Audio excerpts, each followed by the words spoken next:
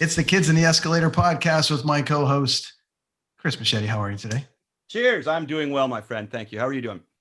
I'm great. You know, I'm cold though. You guys got the heat today. We're like -2 and snowing. So I'm cleaning up the yard and staring at the neighbors. It's good times. Joined again for 2 weeks in a row. Here to collect his royalty check off of the intro, Mike Pongracz. How you doing, buddy?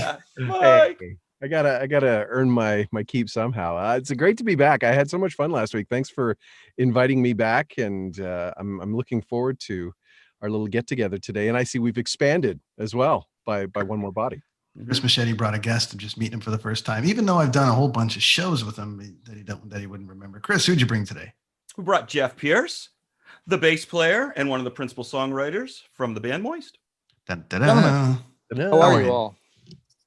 Awesome. Doing good, buddy. Doing good. Jeff's a fellow Kingstonian or Kingstonite. What do we call ourselves, Jeff? I think Kingstonian is correct, I believe. Kingstonian. All right. Yeah. Right on. Yeah. Jeff's in the neighborhood. I'm newer here than Jeff is, but we met through the public school and we hit it off well. Jeff's a rad dude. We both like rock music and we both like Star Wars and pop culture. So it's been cool. Hey, Jeff? Absolutely great. Yeah, great getting to know you. It's actually been really awesome since you moved into the neighborhood, Chris. And yeah, I'm really happy to be doing this today. Cheers, buddy. Thanks for coming along. Right on. Welcome aboard. This is a brand new podcast. We're only a couple episodes in, but we're trying to cover off, some fun shit. So we're hanging today. Mike has joined us again here. And Mike, you did the voice for a Transformer. Which Transformer was it? No, I did Transformer commercials. Commercials. Okay, that's what it was. Yeah, I did a lot of toy stuff. Nice. Sort of earlier on in the old career. Right. Yeah, Transformers. That was a very cool one because that was one of sort of the first major toy chains that I got to do stuff for. Nice. And what did you do for that? Like, did you do announcer or did you do an actual voice for one of them? No. It was just the actual like shilling. It's like that old Saturday morning, when we were growing up. Mm-hmm. I mean, you'd watch the cartoons, Saturday mornings, and the commercials were always like, buy this. And, yeah. And we did.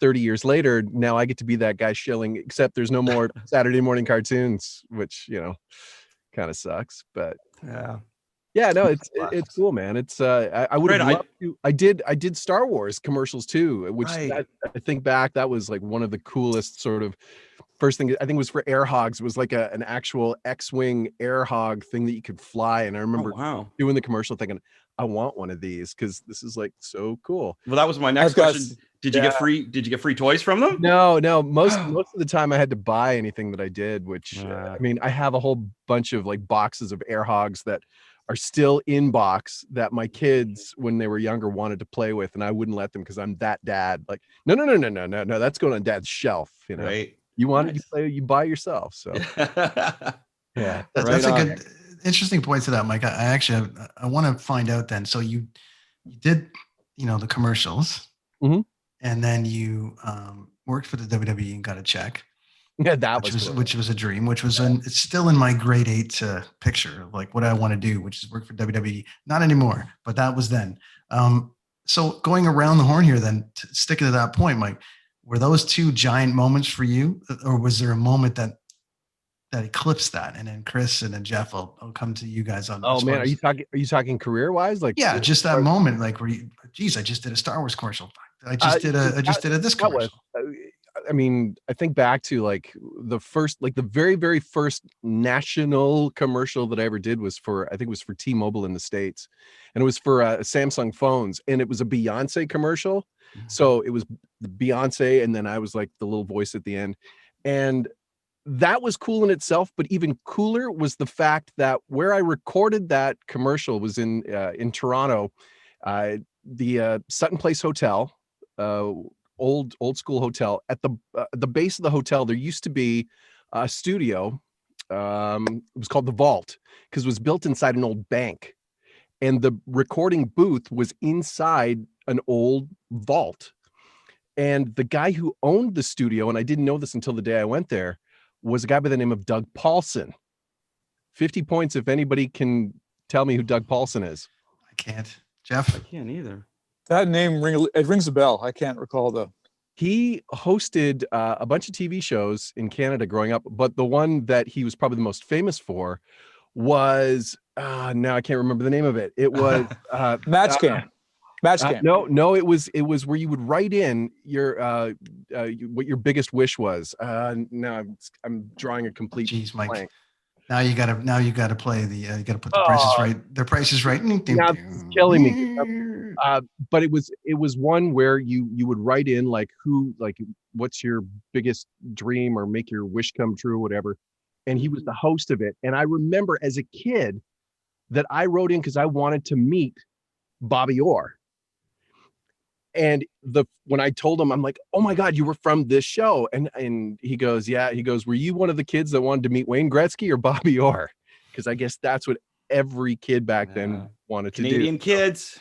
That's what it was. So for me, that moment, like that whole that was the coolest thing up until I got to say, yeah, like the WWE stuff, getting to work on the Edge and Christian show that totally reeks of awesomeness.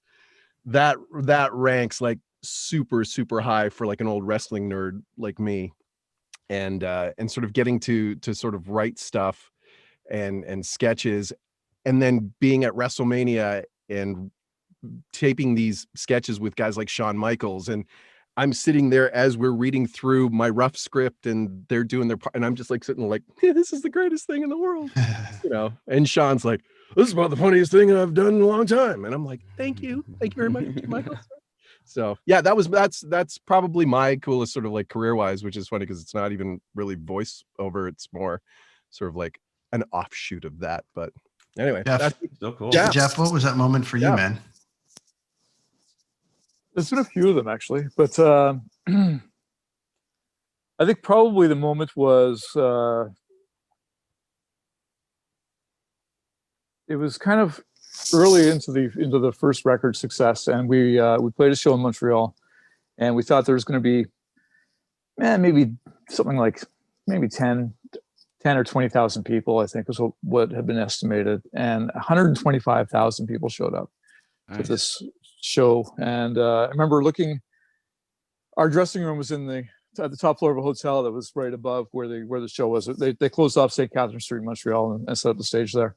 And I remember looking out there and just seeing people for as far as you could see, and having a moment of, if my 17-year-old self could have seen where I would go through all of that stuff, I would have thought I'd made some pretty good decisions, probably. It's a moment when you get it, isn't it, Chris? For you, sir.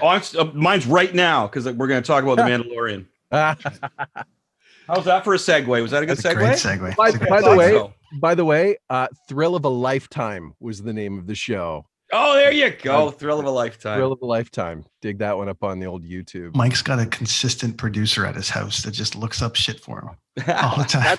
That's my old school radio background. It was like, because when I worked as a producer for a morning show for a bunch of years in Hamilton, and that was one of those things when they would talk about something, it's like, oh God, scramble to try and find the answer because otherwise I'd get yelled at afterwards. But so we're here to talk about The Passenger, the new episode of The Mandalorian. Episode 2. It's interesting. It's kind of dividing some people, I'm seeing, which is weird, which is going between pushing the story forward, which Chris will touch on, and it was a little too campy for children because there wasn't any coming out of Boba Fett, and now it's the frog lady, and it's kind of cute and bubbly, and it's like an Indiana Jones episode. I'm reading that side of it, but then I'm getting all sorts of it, but I counter them with, well, Chris came back to me with some really great points. So what did we think? Go ahead, go around the table. Let's start with Chris. Okay. So a lot of people are saying it's like a filler episode, like you would get on an album, a filler song or whatever. And I didn't agree with that. I think it's setting up what's going to happen next. Like, how funny would it be if that was all we saw of Boba Fett? If they didn't show him again and then they launch, because they're going to launch his own series, right? But how funny would it be if that's all we got of Boba Fett, or until like the very end? But what they're doing is they're launching up for the next episode, because we got some stars coming in eventually here, and there's the whole Moff Gideon angle that we haven't touched on yet. Like, I would think they'd have to clean that up before they would get fully into Boba Fett. just because it's lingering from season 1, and also because of the guest stars that we have coming up. Now they're going to the moon they're going to, and I had Trask, the moon of Trask, which they are definitely going to run into. It looks like Sasha Banks' character, right? Who is going to be it's Sabine, because Katie Sackhoff is set to be Bo-Katan. Now, who is Bo-Katan and who is Sabine? Sabine, they are Mandalorians from the original Mandalorian planet. They would be the ones who would be going after the dark saber. Okay, if they're not, that's pretty strange. Very much am I looking forward to seeing Sasha Banks. I haven't seen her act in anything really at this height, and this could be, Mike, you could back me up. I think this is her first big role, correct? I think so, yeah. So I'm looking forward to. I saw a shot of her. And it looks really, really cool. So this whole thing that they're setting up, I thought this was more of a setup episode. I was going to go on about the white knuckle spiders and how they relate to Empire Strikes Back and everything, but I thought that's funny because I'm going to bring that up later too. Okay, good. Okay. So I'm not going to. Instead, I was going to focus on what this whole journey is going to take them to and where it's going to lead to. Because I think we're headed to some really big stuff, especially with the whole Mandalorian lore coming out here. There's many things that we could dive into here with the Mandalorian lore. The main thing though is getting that dark saber, I think, and we have 2 pivotal characters about to emerge. So we're going to see Bo-Katan, we're going to see Sabine, and it's going to be Katie Sackhoff, who's already listed as playing Bo-Katan, who is the older of the Mandalorians, both females obviously, and then Sasha Banks coming in. It looks like she might be in sooner than later, which is really, really cool as well. And her character is known for graffiti, which we've seen a lot of in episode 1 of season 2, all that graffiti on the walls. So that's what Sasha Banks' character is going to probably be known for. So I could see her being Sabine, and she's a great character, really fun, strong Mandalorian. This is the way character. So that's what I think we're heading up to, is ramping up to the next episode there. So I focused on that. Whoever wants to go next. Well, I'll jump in. I'm kind of in that sort of same camp as you, Brent, in that I found this episode. It wasn't so much it was a letdown, but it was more of a filler is a good word for it. But I think for the diehard fans coming off of episode 1, it was like, wow, holy shit, that's Boba Fett, or could be Boba Fett. We don't know. Could be a clone. And then to come back from that to this sort of single episode that we talked about in the last episode is how last season, the one thing that a lot of fans of the show were a little down on was that it got a little bit too compartmentalized over the weeks. Like you would have these single standalone episodes that didn't seem like they were pushing the narrative forward enough. And if they were, it wasn't pushing it far enough. This was kind of one of those episodes, but I gotta say, I loved a lot of the Easter egg sort of things that were coming out of this episode. So whereas I was kind of like, we're not seeing Boba Fett, I wasn't expecting it, but there was a lot of stuff in there that, I'm watching, I'm like, oh snap, that's, and I enjoyed that part of the episode. And like you were talking about, Chris, the spiders, the Kraken, which that was something that was originally designed for Empire Strikes Back on Yoda's planet Dagobah. Mm-hmm. And that was like a Ralph McQuarrie sort of envisioned type thing. And in reading over like the, sort of the reviews of the episode this week, Noel Murray in the New York Times New York Post had a really great quote. He was talking about the episode. What makes this episode so fun is it feels like playtime. This is Reed, Favreau, the cast and crew having a blast dreaming up cool Star Wars scenes and making them look as polished and realistic as a Ralph McQuarrie painting. It's pure pulp made with love and care. And that's kind of what I got out of this episode. There was another sort of layer of that whole love to the Star Wars, the fan. But again, going back to that sort of old school serialized one episode, we got a baddie, got like this one sort of side quest, which also throws back to the whole Knights of the Republic that we were talking about last week with the game. It was like a side quest, you're going on as Revan, but there's a little side quest here that we're going to do. And we got some really, really cool Easter eggs and surprises as far as even characters that showed up and cameos that I guess we could talk about after too. But I There's don't know. lots. Jeff? Yeah. So, I mean, for me, the 10-year-old Star Wars critic in my house that I watched the episodes with, he was kind of like, I'm going to take something from him. He said, okay, episode 1, they were fighting a monster. Episode 2, they're fighting another monster. It was kind of that a bit of a letdown there. But for me, the main thing about that episode that was so great was the arrival of the rebels. When those X-Wing fighters pulled up alongside the ghost ship, it was like, oh my God, like we've been watching Mandalorian now ever since last January, and we haven't seen X-Wing fighters yet driven by rebels or resistance. I can't remember where it is in the timeline. New Republic, I think. The New Republic. Okay. Right. But for me, that was the kicker for me. And that made my 10-year-old self, for me, because I remember the first time I saw an X-Wing fighter in 1977 and how amazing that ship was. And to finally see those ships again was a big throwback for me. And I loved it. I thought that the whole sort of New Republic, the way they let them go a little bit too easily in the episode. But it was, I love that moment. I mean, it was, again, there's a bit of disappointment because you have to wait. We had to wait from the end of season 1 with the whole Darksaber thing. And we're like, okay, waiting. Okay, come on with the second season. We haven't heard anything about that Darksaber again yet. And then the end of season 2, episode 1, with the reveal of Boba Fett or the clone, but we all know it's Boba Fett. It's the guy who played him the guy who played Jango Fett originally. So it makes sense that it would look like him. And then they left that as a cliffhanger too. So now it's like cliffhanger after cliffhanger. And this episode didn't do anything with those things at all. Just sort of, it was like forgot that they even existed. Yeah. But the X-Wings kind of made up for that. Not to mention one of the X-Wings was flown by Appa from Kim's Convenience. Yeah, and the other guy was Dave also Filoni, Young right? Lee. Yep, and Yeah. Dave Filoni. I was going to say that was that. I'm watching this. I'm like, oh my God, it's him. You know, and there was an interview that I think he did with CBC where he talked about doing this and how this all came about, which I thought was really cool. Is that Paul Sun-Hyung Lee is actually a huge cosplayer and had cosplayed as a rebel trooper guy.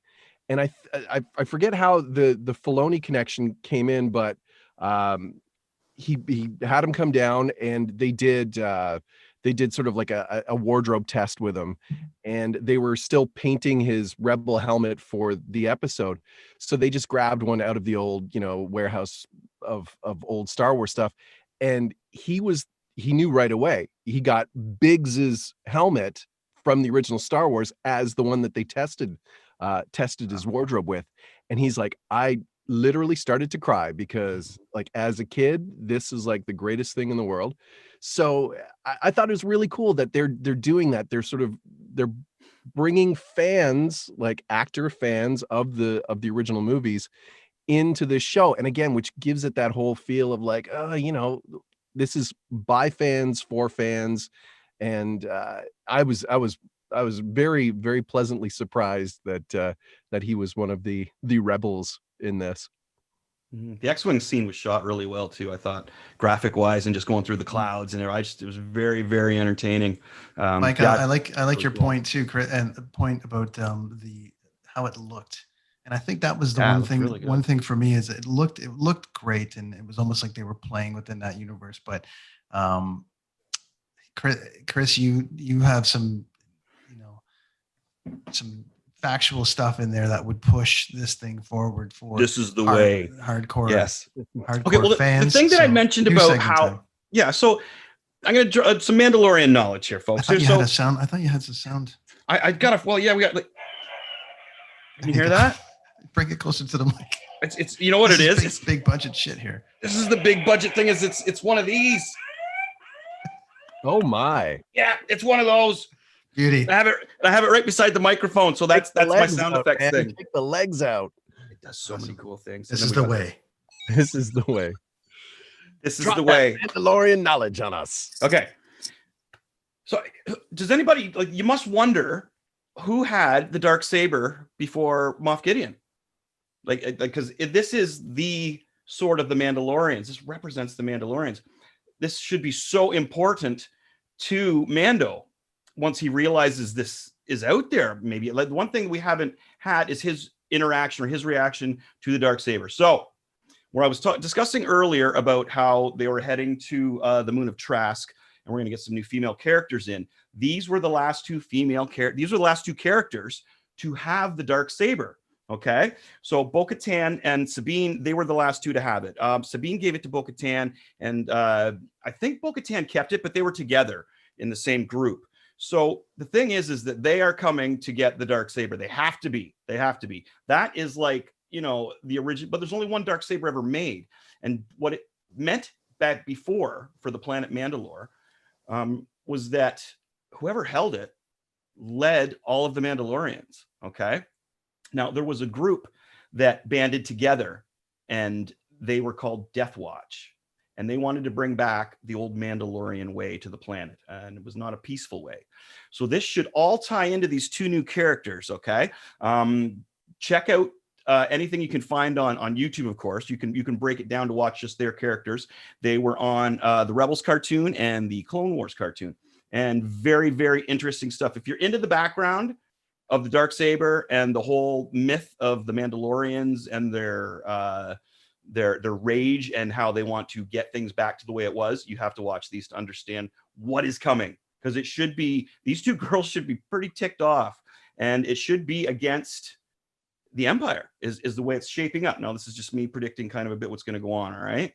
So that's some Mandalorian lore. The two new characters should be going after the Darksaber. The Darksaber, as Jeff mentioned, and it should be a very, very important thing that we need to get to story-wise. Again, I wouldn't be surprised, man, we don't see Boba Fett again until the very end or something, man. Like, what a trick to play on everybody, right?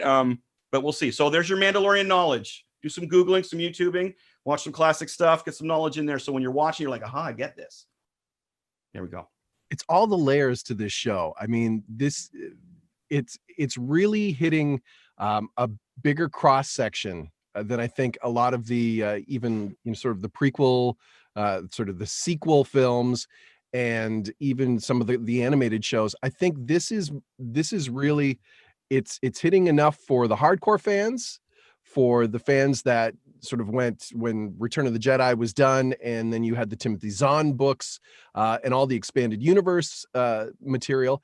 And then you've also got have stuff for, you know, just the casual fan that's, oh, I know Star Wars from, you know, the last 10 years. No, I've watched the movies every weekend on Showtime here in Canada, or Showcase. They'll play it nonstop.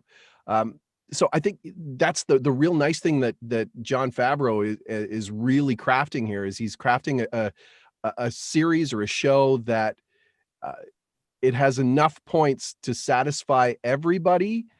My concern is that he's really, to your point, Chris, was, you know, we had the Darksaber and Moff Gideon. Well, what about that? We got to solve. Now we've got Boba Fett, and so now we've got all these other.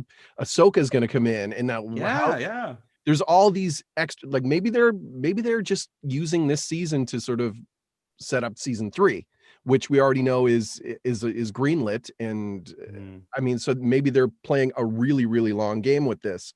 I'm in it for the ride. Like it really is. It's a quick. This episode was fairly short. I think it was only 40 minutes.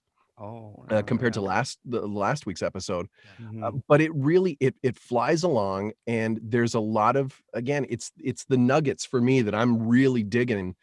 Like even right at the beginning of the episode, when Mando is trying to get back to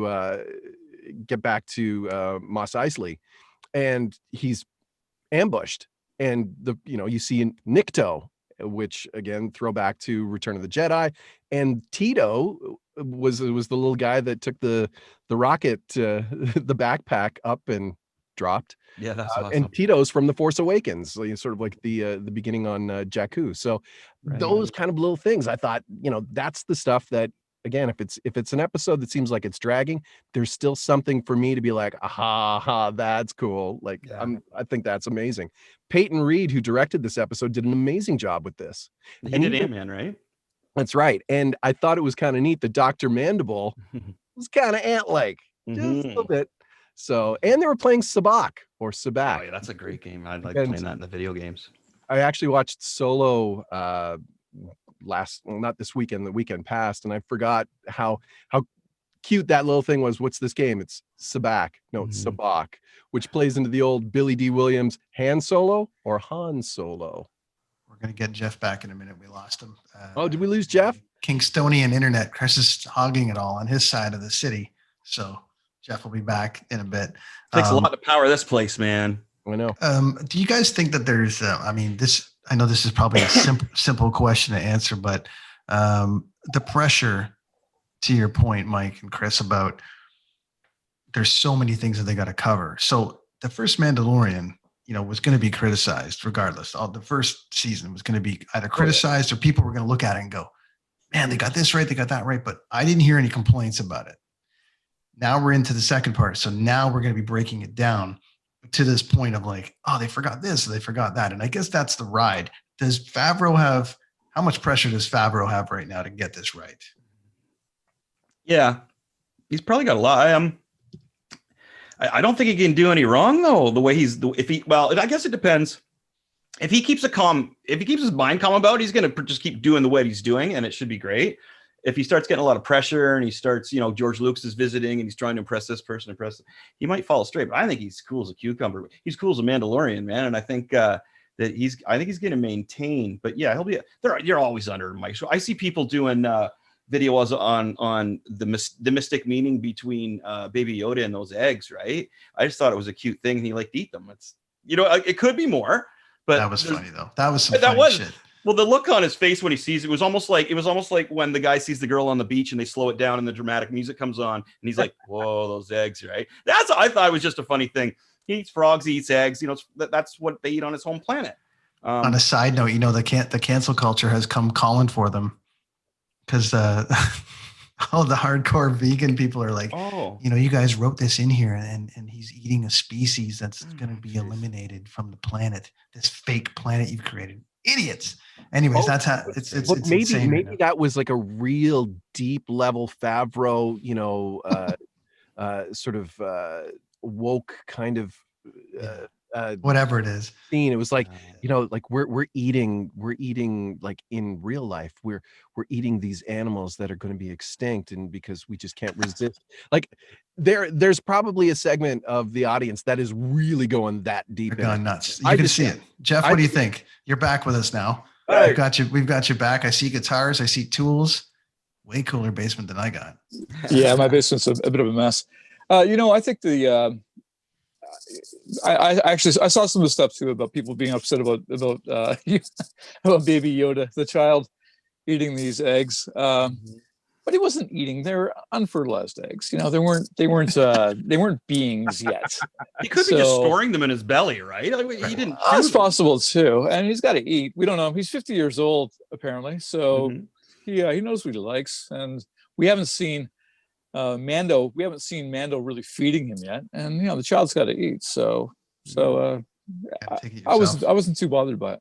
No, me neither. It could also be a Favreau thing with tying into his whole chef persona and the moving feast that is his chef world as well. Mm-hmm. I think it's cute that they're playing up Baby Yoda during his sort of the toddler phase now.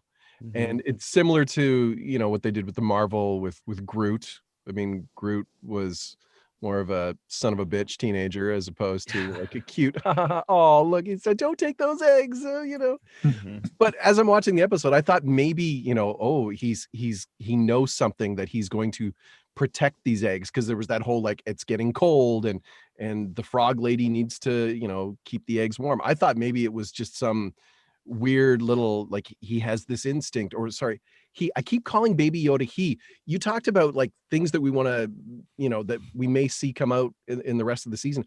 Mm-hmm. I'm starting to be more and more convinced that we're going to find out Baby Yoda is a female and not a male. So I catch myself saying, it's Baby Yoda. Don't know if it's Baby Yoda for now. I like the toddler. I like the toddler approach. I thought that was a fun bit. So Jeff, where do you think it's going to go next this season, or where would you like to see it go? Either or, whatever way you want to take it.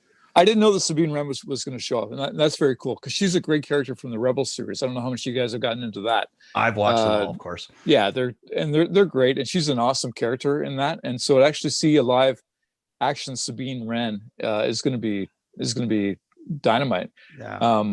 And that'd be really cool. That would actually make up for. I don't mind if they don't go back to Boba Fett that much.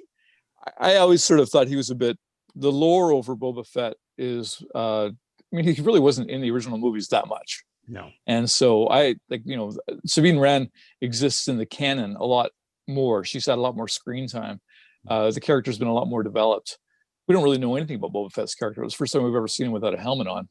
Right.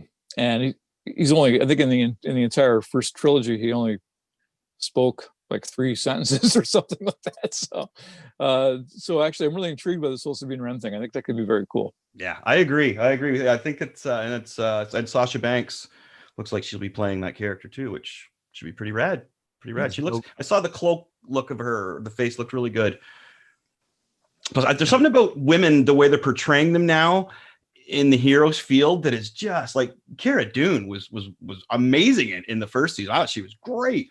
And just the way they're portraying these women, also when we discussed The Boys, the way they were portrayed there, just so tough, right? So it'd be really cool to see this come to life. I think Sasha Banks is going to do a great job. He's no good to me dead. There, that's Boba Fett's. There's his claim to fame, right? And when you talk about how Boba Fett became this, almost like a. I'm trying to think what a good character sort of example would be. I don't think Boba Fett really was expected to be as big as he was when Empire came and went, because then when they did the prequel, sorry, the special editions in the 90s, and they messed up Return of the Jedi and tried to make him like this ladies' man in the whole Jabba the Hutt palace scene, and like he's like giving the guns. Like I thought that was when they really forced, Boba Fett. It was not that big a deal. And then of course they brought him in the special edition of Star Wars when they redid the whole Jabba the Hutt scene and made him more a part of the trilogy than he really was. I think that was just a matter of, hey, this guy's hot. Let's keep it rolling. But sort of on the back end now, like you look at what has come out of it. Again, The Mandalorian, like we talked about last time, I don't think Disney expected it to resonate as well as it has. I think it was just like, we need content. Yeah, let's do something. Boba Fett was big. Let's do something about the Mandalorians. Yeah, okay, that's good. John, yeah, you take this, go do something with it. And now all of a sudden, hey, it's a hot property again. Let's bring back Boba Fett, and let's milk that train a little more. What do we call him? Bobi-Wan Kenobi, or Boba-Wan Kenobi, the way he's. You know why Boba Fett was so cool to most people? Because Darth Vader had him on speed dial. All right, so there's a whole shit ton of people that he probably could have just got into the X-wing, flew away, or TIE fighter, flew away, and he was I'm just gonna go get Han. Stuff. I'm just gonna go get Han. Put him back in the thing. I'm gonna choke him out. I'm gonna do his shit. But he's like, no. I got a guy. Hold on. Mm-hmm. And he calls of all the people he knows, he calls Boba to go get that shit done. Someone called Boba. That's why Boba Fett's cool, because it was like an example that I had backstage at a concert one time when Steven Seagal had a bodyguard. I'm like, wait a minute, if he needs a bodyguard, I'm afraid of that guy, not Steven Seagal. Right. So that's Steven Seagal's got 3 guns on him and a knife in his boot, and but he's got a bodyguard. Yeah. But I don't know if you guys touched on this before, but the stroke of genius in the whole Mandalorian thing is the child. It's Baby Yoda. No one really cared that much about the Mandalorian, even as a concept, I think, but everyone loves Yoda, and everyone's always loved Yoda, and that they were able to keep that under wraps. We all knew there's a Mandalorian series coming up, but when the big reveal of the package he was picking up, when it was Baby Yoda, it was just like, of course, like that is if I was going to make a series, it would be about that. It wouldn't be about the guy in the helmet. Yeah. It would be about this whatever Yoda is, this junior version of it, and just like the marketing on it and all that stuff. It's just insane. Disney is going to do very well with the whole Baby Yoda property. which is good. They need that right now with all their theme parks gone and everything. Right. So I was the Baby Yoda too. It's I thought that we should have seen Baby Yoda movies instead of the new ones, but that's a whole other conversation.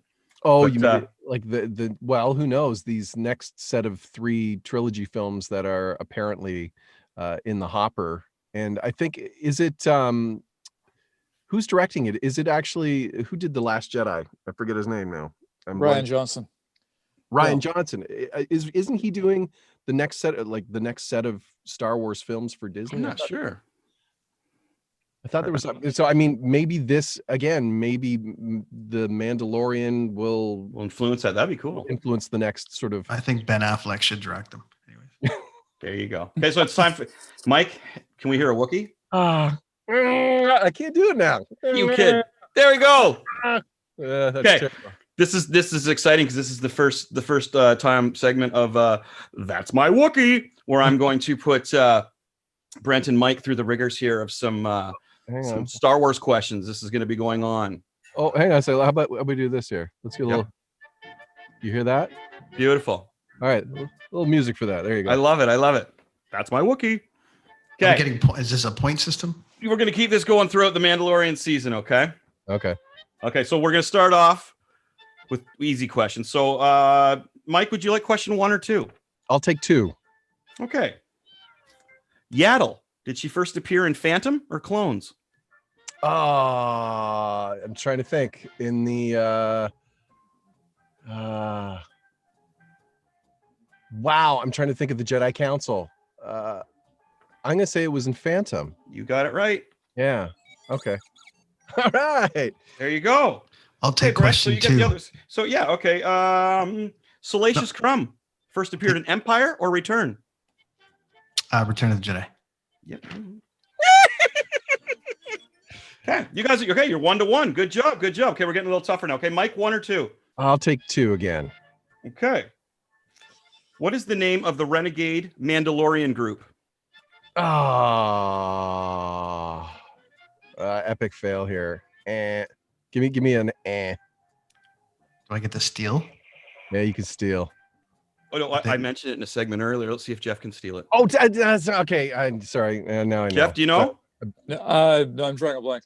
Okay, but can I answer? Oh, you can.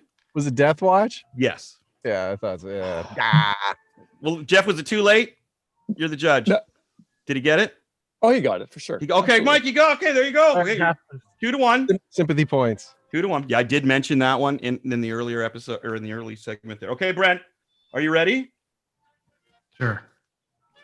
Who damaged General Grievous's chest and gave him that cough that George Lucas did? Oh, you're killing me now. And all the people listening are going to kill me. That's a hard pass for me. Go ahead, Jeff. Steal the point. I assume it was a Jedi. And so I'm thinking maybe it was Mace Windu. Oh my gosh, yeah, nice. Good one. That's nice. It, buddy. Yeah, and that was in the Clone Wars movie. Clone Wars, yeah. Yeah. He was just about to leave and he crunched his yeah. All right. Terrible with names. So Mike's winning 2-1 so far. I thought it was just vaping. Mike, you're in the lead. Jeff gets it. Jeff gets the point got there. Popcorn lung. Jeff got the bonus points for. We'll have to have Jeff back on again and see if he can just kick both your butts at this game. I'm gonna get nailed on this game. I'm terrible with names. Oh come on. Okay, well there we go. It's 2-1, and that was that's my Wookiee. That's my Wookiee. All right. Thanks for the background music, Thank you. Mike. You're welcome. Good stuff. I wanted to go back because earlier we talked about sort of my background being voice stuff, and this episode there were 2 cameo voices that people may have recognized. See if you guys caught who they were. So the first one that we came across would have been Zero, as you remember from episode 6 of last season. The robot which the frog lady uses to talk to Mando. Who's that voice of I Zero? watched a video on it too. I can't remember. I watched a video on it. I absolutely just saw that too on the computer too, or like on the voice that she used. I just saw it. I'm terrible with this shit. I can can't break down remember. every. Did he do a video game voice? No, he was on a very famous British television show Oh, I'm not good with voice. that starred Chris O'Dowd. No. No, I'm not good with the British shows. All right. It was a show called The IT Crowd, and he played a character, Moss. Richard Ayoade. I always say his name wrong. Look him up. You didn't Got me know? on that one. Really? I'm surprised. It very distinct. And again, from episode 6 last season. Also, the Frog Lady. This one, somebody's got this one. Oh, geez. I watched this today too. I looked at all this stuff. The master of monster voices and gurgly voices, who also Mark Hamill, wasn't it? No, who also has a tie into the canon as well, playing characters in Clone Wars.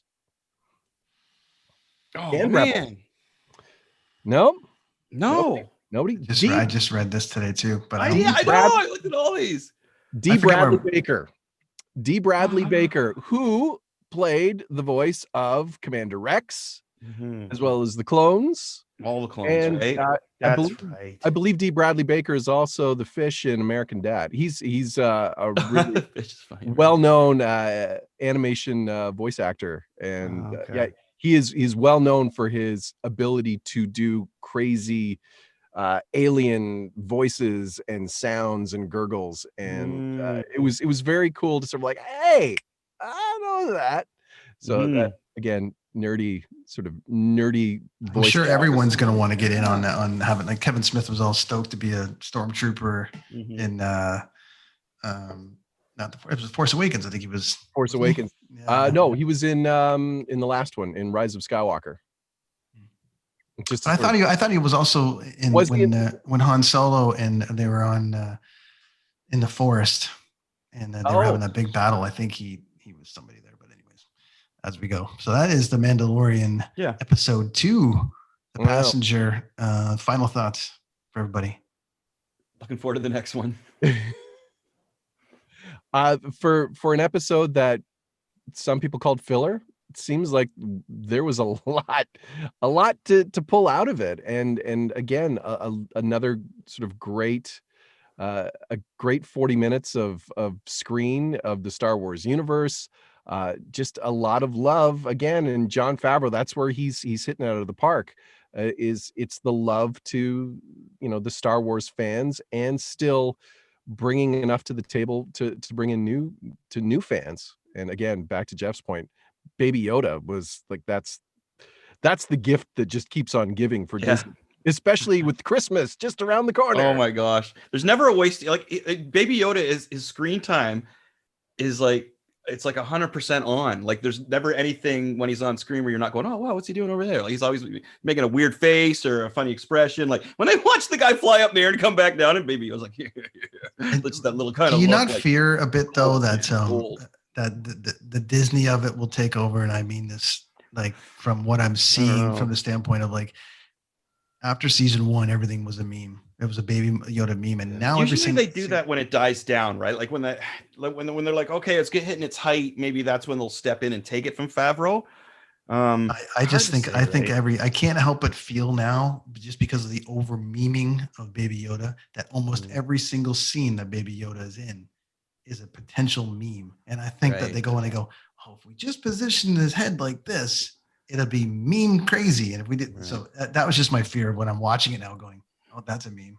Oh, that's a meme. Oh, he's eating an egg. So interesting to see where it goes. Jeff, what do you think?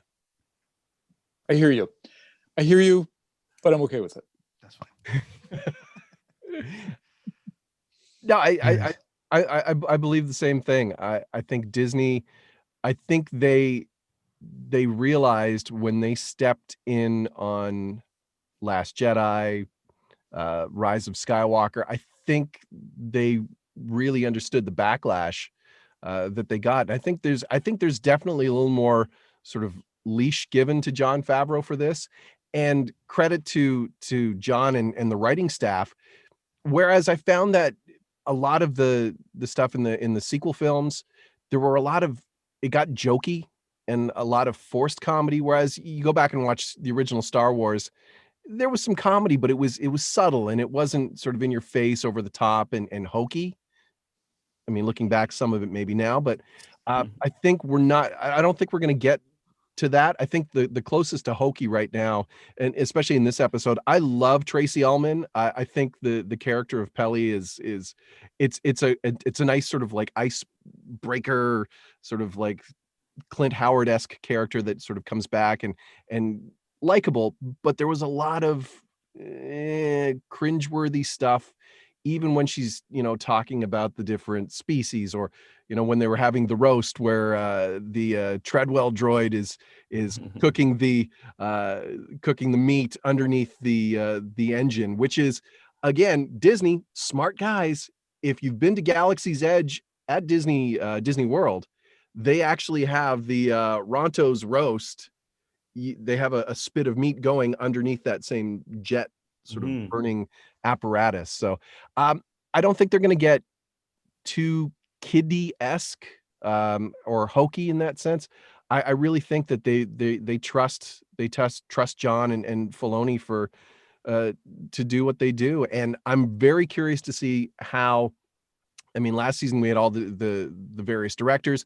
I'm looking forward to episode 4, where Carl Weathers is directing the episode, which I'm sure will be a sort of Creed centric episode.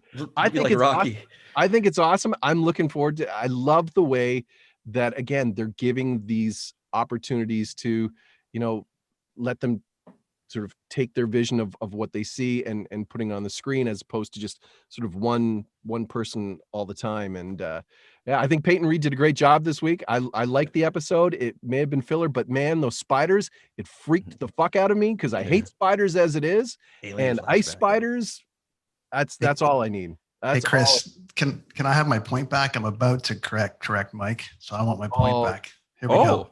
What did I get wrong? Tracy Ullman. No, it's Amy Sedaris. Amy Sedaris. Oh, I thought it was Tracy Ullman. I was with Tracy Ullman at the O2, and she at this year. She didn't mention anything about the Mandalorian, but it's Amy Sedaris. It's Amy Sedaris. Wow, it's tied up. Damn. Anyways, it's time for a break of the kids on the Escalator Podcast. As we switch gears to Eddie Van Halen. That is episode 2, The Passenger. Jeff Pierce, thanks for joining us for the conversation. Mike Pongracz, our good buddy, along for the ride.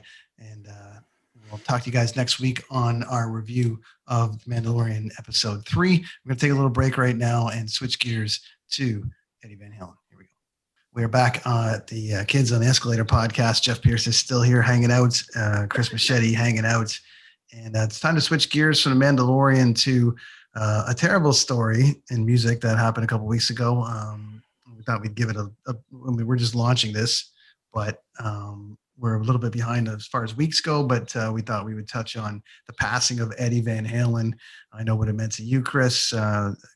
Jeff, I'm sure he had an influence on you, and they've influenced us in our own ways. So let's dive into Eddie Van Halen. So Chris, I think I just want you to tell the story of Eddie Van Halen to you. Well, he's just not only my favorite guitar player. He's my favorite musician. I love the way he made, well, I don't know if he made David Lee Roth, but he wanted the vocals to go against the guitar playing, and he made it work. He created so many styles, finger tapping being one of them. But just everything about Eddie I thought was cool. He's like my favorite musician. So it's hard to put into words what somebody like that does for you as a musician. It gives you freedom.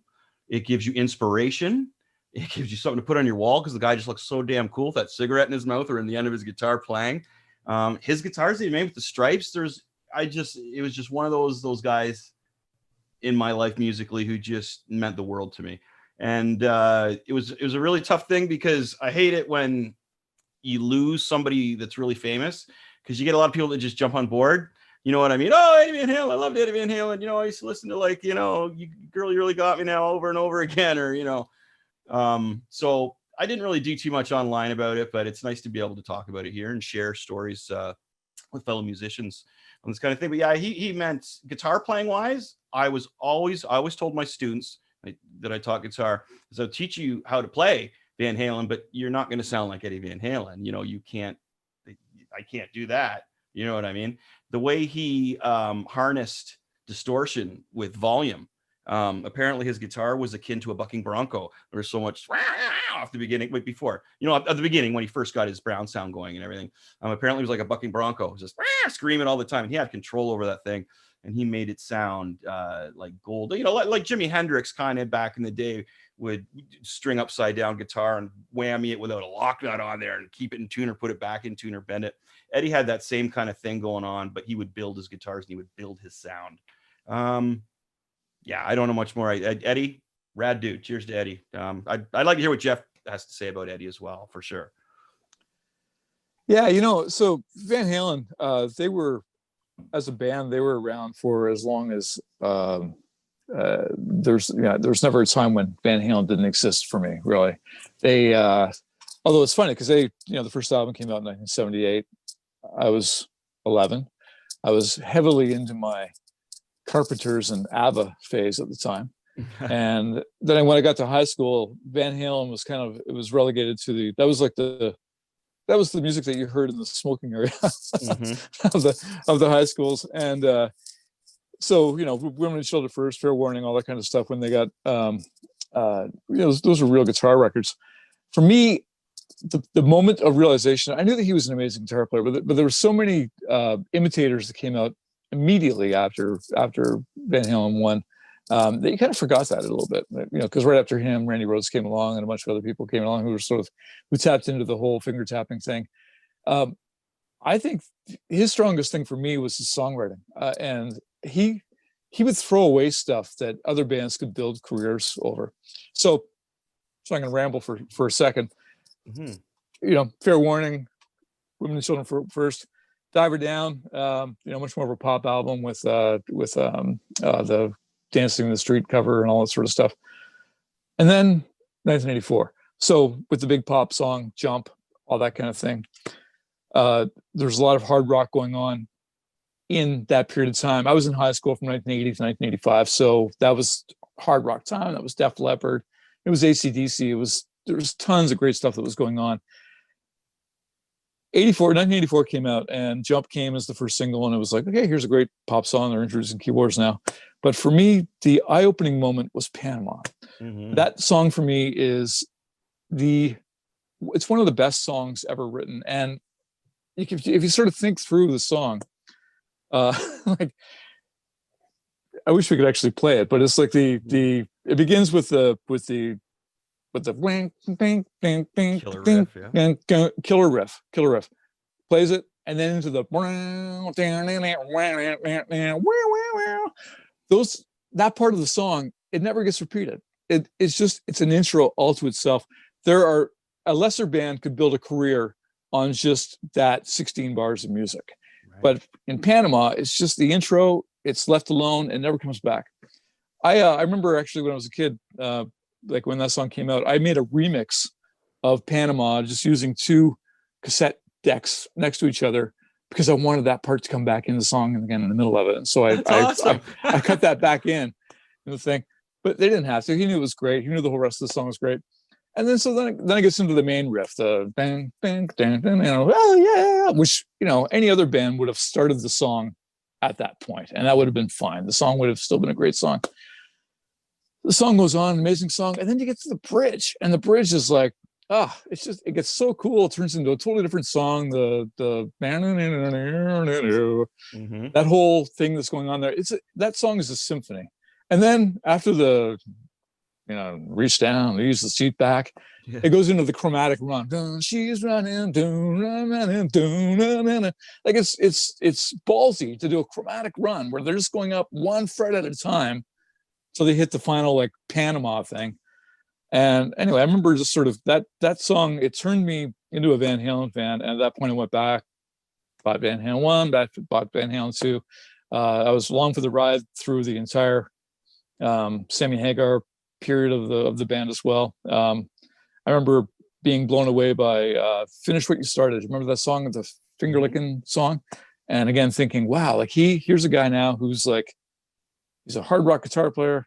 It's a pop hard rock band. And he's written this amazing song with this great, almost like country jazz picking going on with it. And yeah, it's someone I always admired. Always he evolved admirable. all the time. He was always evolving, Jeff? Always evolving, yeah. And actually, we're not even talking about the studio stuff too. He did a lot for what music could be done in the studio. He was a great sort of studio innovator as well. And I love the the keyboard stuff that he brought into the mix. No one was expecting that. I don't think from the first time you heard it, I'll wait and what? Like what is that? What's going on? Right now, that was a great, amazing piano part in Right Now. Totally. And that's going between the two, but just even back in like the Roth phase of being able to bring that in when you had this heavy rock band that brought keys into the forefront. It's like, wait, I thought Eddie Van Halen was a guitar player. And then you have all these keys out of nowhere and all these new sounds, which were amazing. And then I think it lent itself to the Hagar era a little bit more from the standpoint of like, I think Sammy could probably spin a hook a little bit better than Dave when it came to the bigger picture of the didn't have the big anthem rock songs that Roth did, but Hagar's kind of writing style, I think, to Eddie's keys and some of the stuff that he was bringing into your point, Jeff, about being such a studio musician and stuff. I think that it's kind of one of those rare cases where you've got two frontmen doing completely different things, but and almost two different completely sounding bands. With obviously we know the two fans and the fight between Van Hagar and Roth and all that stuff. But I mean, I haven't seen too many bands be able to pull that off, and that's all Eddie to me. Another thing that's really amazing is the something that popped up on my Facebook feed after he passed away was the footage of him playing with the Saturday Night Live band. It was the David Letterman band. Saturday Night. G.E. Smith brought him. Yeah, that's right. Yeah, that's right. I remember there's a whole song that he wrote, was Stomping in Room F or whatever it was. But I was watching him play an acoustic version, or not acoustic, instrumental version of Panama with Paul Schaefer and that kind of thing. And the thing that occurred to me was just how generous he would be. That he's got this amazing song, he's got this amazing thing, and he's more than happy to have. These guys are just like they're clamming all over the place. They're just like, oh my god, it's yeah. And Paul Schaefer's like playing all these like keyboard things in there, and that sort of just shows a real love for music and musicians and performing. That he wasn't being precious about it. He wasn't being like, I'm only going to play my song if we do it this way and blah blah blah. It was just like, these guys want to play with me, I want to play with them. We're going to jam this song out. It's going to be great, and it was. That's a great point. That's a really good point, because I'm sorry, I love that in any musician, that whole just willing to jam. I love it. Somebody at his level, let's play the song, man. Like, that is amazing. That's a great point. And I didn't hear that Schaefer had Anton Fig on drums either. Added to the mix. Nice. On Saturday Night Live story too, Jeff, to that point, was Valerie was hosting and Eddie was just sitting around. Oh, man. And he's like, he's just sitting around, and G. Smith's like, why don't you come in here and hang out? Because all the actors are out there doing their thing. We're in here doing ours. And he had to hang out for the week. So he hung out with the musicians, and they're like, why don't you come up and jam? And I think that was just the universal kind of love. That's great. For him. He just loved playing, man. Like, I can't picture him without his guitar in his hand. Very cool. Chris, what was the first time you heard Van Halen? Oh, geez. It was Running with the Devil. I bought the album. I was maybe 9 years old. I listened to Kiss, listened to a lot of Queen, and then the next natural progression was that album cover, Van Halen 1. And I remember just that horn, that boom, boom, boom. I was like, wow, this is, it had the aggression that Kiss had, but it had a little more hipness to it, a little more swing to it, right? Because at that point, I'd listened to Kiss heavily, and Queen were my two main bands. Cheap Trick a little bit, but more Kiss and Queen, and then Van Halen kind of sitting in my nice little threesome of trio bands really well. So that's the thing about Van Halen, is that they as a band, despite the fact that they were a hard rock band, they never seemed to take themselves too seriously. And you got that with the background vocals were always whimsical and fun and just great harmonies, and the way they presented themselves on stage and in videos was always, they weren't taking the piss, and it wasn't that they were not serious about the craft that they were doing, but they never seemed to there was always they always knew that they were lucky to be playing in a rock band, and they were happy to show that they were having the time of their lives doing it. There's nothing dark about Van Halen. No, that's true, right? I like that. I love that about Jeff, did Moist ever play with Van Halen? No, Moist never played with Van Halen. No, we were briefly managed by, or not. Well, we were.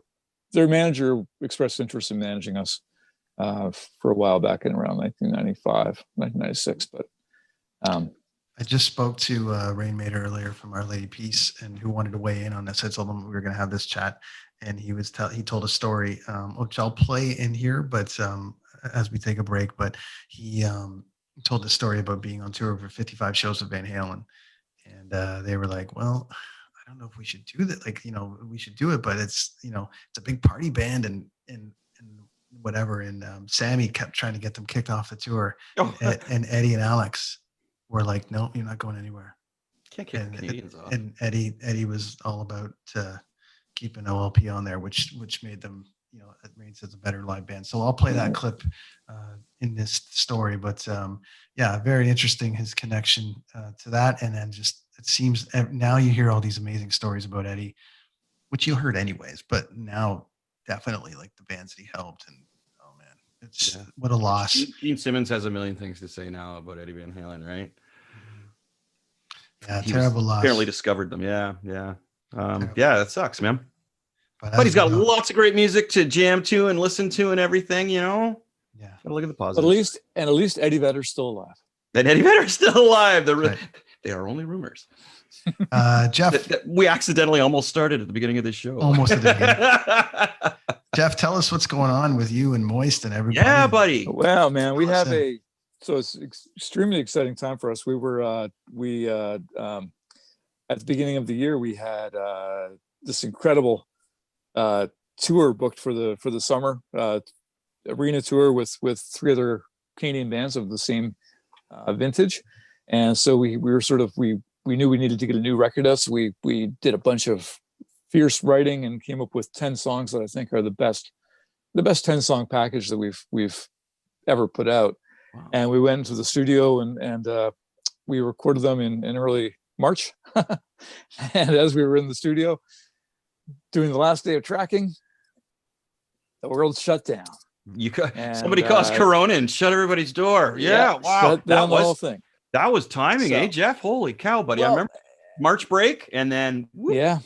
So a good thing about it is that we managed to get the bed tracks done, and we all have technology in our little rooms, and so we were able to actually finish the record we haven't seen each other now since March 11th or 15th, but we've finished making the record, and now it's just finding the record company obviously would like to hold on to the record until we can actually get out there into the world and support it. And so we're hoping to actually have the first single drop in January nice. For a long lead up to have the record out in time for the tour, which will hopefully be it's being rescheduled maybe I can't speak exactly when it's going to be. That's tough, huh? Yeah, but you know what, we're there's a lot of people who are in much worse shape than we are. At least we're all you're being very kind though, Jeff, because that was bad timing for you guys, right? Like it's like, okay, we're about to. Well, no, we're not. It was, but you know what? It's bad timing for us. But we're in the dessert phase. We're in the second helping of dessert phase of our career right now. We've already been lucky enough to have been able to do this for a long time. I feel really bad for the bands that are just starting out. It would be a real drag, and I feel bad for we also had enough time away from the band that we all have other careers going as well that have been able to keep us employed and busy and supporting ourselves. I feel terrible for the tour personnel. I feel terrible for the venues. I feel terrible for all the many periphery people who work in the music industry who are not getting by. And So well, kudos to you for continuing to fly that Canadian CanCon flag, though, my friend. Yeah, buddy. Getting it out there, because eventually when the world comes back, we all go back to work, and then it's going to be music overload. And so take this time and enjoy it, because you're about to get real busy. Maybe by the end of next year, it's going to get a little bit nuts. Sure hope so.